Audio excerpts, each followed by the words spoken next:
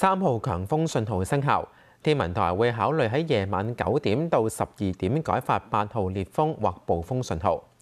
熱帶風暴塔巴集結喺本港以南大約330公里，預料向西北偏北移動，時速大約18公里，靠近廣東西部沿岸，並且逐漸增強。天文台話，塔巴會喺聽朝早喺本港西南面200公里之內掠過。佢嘅烈風區將會逐漸影響珠江口一帶，本港風勢將會逐步增強。天文台會考慮喺今晚9點到午夜12點之間改發8號烈風或暴風信號。至於澳門亦都發出3號風球，喺今晚8點到11點將會考慮改發8號東北風球。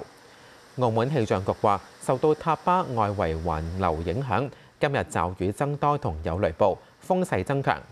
按照現時嘅預測路徑，塔巴星期一初時喺澳門西南大約150公里之內掠過，唔排除近岸增強嘅可能性。夜晚風力會進一步增強。喺中環海濱舉行最後一日嘅香港國際熱氣球節，主辦方宣布因應風暴信號同埋現場評估，早上同黃昏時段嘅活動以及音樂祭將會取消。主辦方先喺清晨5點半喺社交網站公佈取消早上時段。